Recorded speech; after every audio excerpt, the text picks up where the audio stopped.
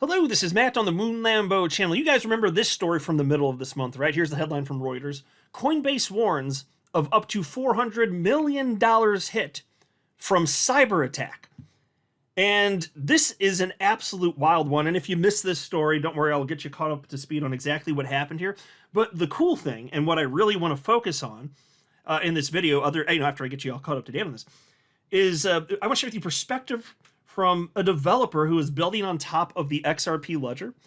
And as it turns out, thanks to a particular amendment, the XRP ledger can literally solve this problem so that it does not have to happen ever again.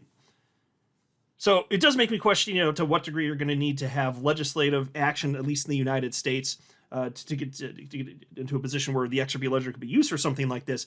But we're at the forefront of so many solutions by embracing crypto and the XRP ledger specifically. More and more people will recognize this. But and look, if it comes to pass and the XRP ledger is used for something like this, that's yet another reason that XRP is just never going away.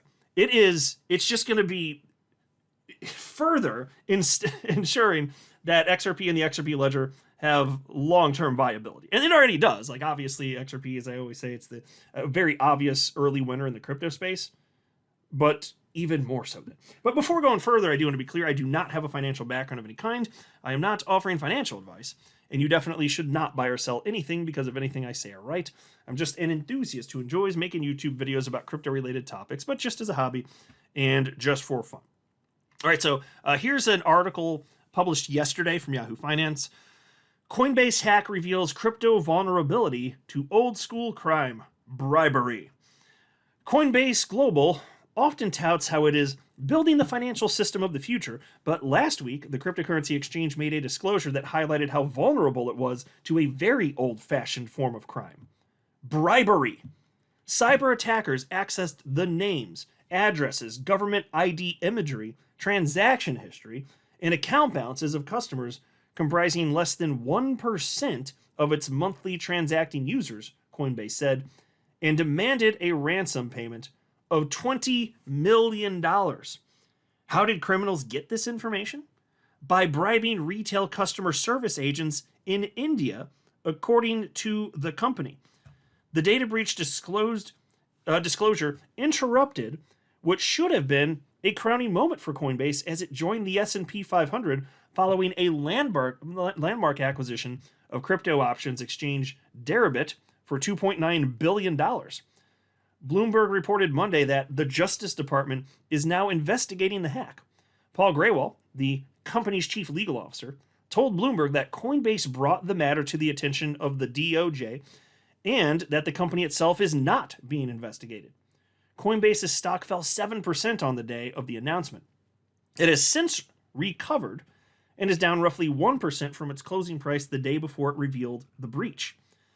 Devin Ryan, head of financial technology research at Citizens Financial Group, doesn't view the breach as some fundamental inherent issue with the company, but more a lapse that they have to now take the consequences of and hopefully learn from, end quote. And so that's certainly true.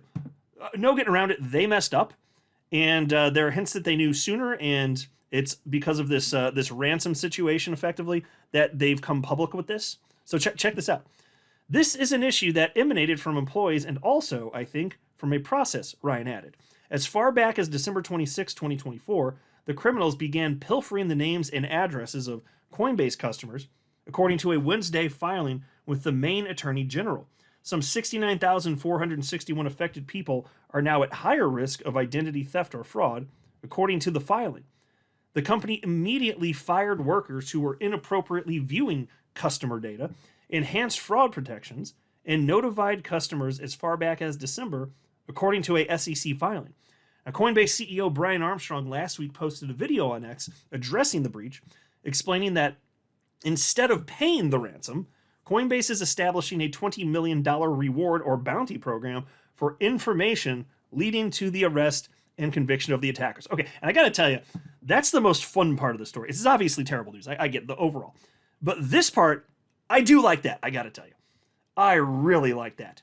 And as many people have pointed out, there is no honor amongst thieves. So, um, you know, $20 million, if you know who it is, you're going to rat him out. Yeah. I mean, there's a reasonable chance. I don't know how many people know who this is, who the actual identities are, but it ain't going to hurt.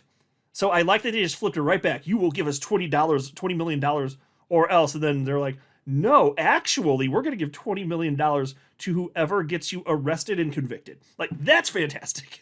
I do like that.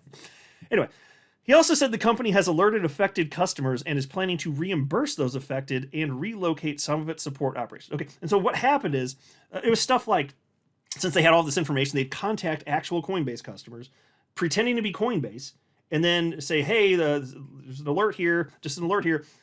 Looks like there's a withdrawal from your account. Maybe you weren't expecting it, stuff along those lines. And then they'd get crucial information from those customers that the scammers could log in and then actually steal from them. And so that stuff did happen. That's why this is, a terrible situation, harming people to the tune of perhaps $400 million. So credit where it's due. I mean, like, no getting around. It's like Coinbase messed up here. This is a big mess up. They should have had way stricter procedures in place to prevent this. But they are going to make their customers whole. The ones that got tricked and scammed, they're actually going to make them whole. So credit where it's due, at least.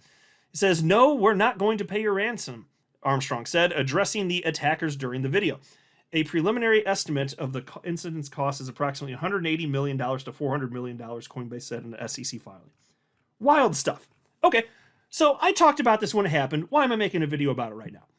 Because there's a solution for it, folks. As I said at the outset of the video, here's a post from Phil Kwok.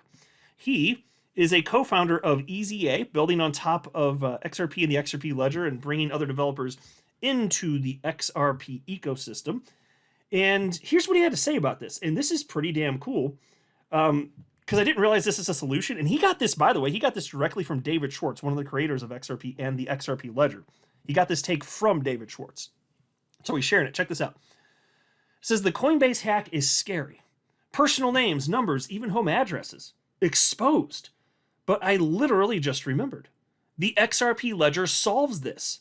Ripple CTO David Schwartz taught me how during our consensus fireside chat last year. The guy is so smart, he could see these things happening from a mile away. How? To understand that, we first need to know the problem. KYC, that of course stands for Know Your Customer. And so there, of course, folks, are regulations, KYC regulations, that make it so that, he ends up citing, but firms like Coinbase have to collect information, personal, very private information. And so that creates a centralized point of risk, effectively. And so anyway, piece continues. David identified it simply. It's a cost center for companies. So that's a way of saying, collecting this information, it's expensive for businesses to do. They don't even want to do it. So he writes, collecting your personal info doesn't make them any money. In fact, it costs them money having to process it all. They collect it because they have to. So they don't have an intrinsic incentive to keep your info safe. Pretty much every company would rather not keep all your sensitive details. And David showed me the solution. Decentralized identifiers, or DIDs. The DID amendment is now live on the XRP ledger. And, as David put it, this means companies can fulfill their KYC requirements, but without collecting all that sensitive data every single time. Instead, you can have companies who specialize in storing and processing KYC data, and then share just what's needed with companies like Coinbase. So folks, what he's arguing here is the information, all that would fulfill the KYC requirements, can be on the XRP ledger, can be private, and it would fulfill this, and then you get to choose who has access to it effectively. And this is already live on the XRP ledger. So I never considered that this could have been something that would solve a problem like this. Just hadn't occurred to me. But stuff like this doesn't come up every day either. Pretty freaking cool though, right? And so then he says, these companies will have a massive incentive to keep our details safe because it's literally how they'll make money. If Coinbase uses DIDs, this hack wouldn't have happened. This is just one example of how the XRP ledger is building a safer future for businesses and their customers, and is enabling totally new business models. Now, folks, this is another reason that crypto ain't going away. And this is my aha moment in 2017. It wasn't because of the DIDs, but he says, as he wrote here again, totally new business models are possible here that they just couldn't exist without this technology and native coins attached, like XRP on the XRP ledger. Once I recognized in 2017, very early on, that there can be business models that are great, useful, that couldn't exist without this technology and these cryptocurrencies, that's when I had my aha moment. I was like, oh, this is never going away. I realized that very early on, probably inside of like, I don't know, several days or a week, whatever it was, very early on. And I found out about it. I had my aha moment because I was researching XRP. Now, I still wanted to do a lot more research to know the ins and outs and make sure that I wasn't missing something, but I recognized a simple truth, which again is if it is true, that business models can exist, as is being touted here, this is never going away. If it's useful, there's greater efficiencies, greater speed, so on and so forth. And so in this case, this is a different business model than XRP as a bridge currency, obviously. But it is a thing that is possible because of XRP and the XRP ledger, right? And every single transaction using this, by the way, requires XRP. Please keep that in mind. So it is additional utility for XRP. The transmission of all of this, XRP is required. Again, one more thing to ensure the long-term viability of XRP and the XRP ledger. That's why this is exciting. He says, personally, I can't wait until we can just KYC once and take the credential anywhere. I find it almost insane that we need to give so much sensitive info about ourselves to so many companies. People could literally die because of the Coinbase hack. After all, the hackers know people's personal addresses. And who knows what they'll do with that info. We've already seen escalations in kidnappings, robbings, and overall violence against people with crypto. So, honestly, this future, powered by DIDs, can't come soon enough. That's a great thread, isn't it? Isn't that, oh, not a thread, it's just a long post. But isn't that a great post? And that's him right there sitting there with David Schwartz at the Fireside Chat last year. How relevant. And of course, David Schwartz is a literal genius, obviously. So let's see, wouldn't it be cool if the XRP ledger, like if this particular blockchain ends up getting used for something like this? Because it can, like this is a solution. You can use it. It does work. XRP ledger has been trial run for over a decade now. It's not really trial anymore. It just works, obviously. And I think that having uptime like this without any serious issues for that long, if you're going to build something like this or use a technology like in this category, XRP ledger is a very obvious candidate. You wouldn't want to use a blockchain that's brand new. You wouldn't want to. Because what if there are holes in the code? What if something goes wrong? You want something that's tried and tested, because people have been trying to take it down and hack it, the XRP ledger, for over a decade. And they've failed. Because cryptography works, my friends. And that's something you can't program into a blockchain. Like time has passed. You can't program that into a blockchain. XRP just is old now, at least in the realm of crypto. I mean, a little over a decade old. It's not like wildly old, but I'm saying it in the world of crypto. It is. It's one of the oldest chains out there. Just cool stuff there. So congratulations to all of you for figuring all of this out, that crypto makes sense way earlier than everybody else. There's going to be so many neat solutions, life-changing stuff happening because of this asset class. And by the way, and I'm not going to read this, but I did a Google search on DIDs, and there's this AI overview. So if you want to pause here and check it out, but they were it did pull this up right away, meeting KYC and anti-money laundering standards, AML. You can actually use this for it. So pretty cool stuff. I'm not a financial advisor. You should not buy or sell anything because of anything I say or write. That would be a very, very, very bad idea. Until next time, to the moon, Lambo.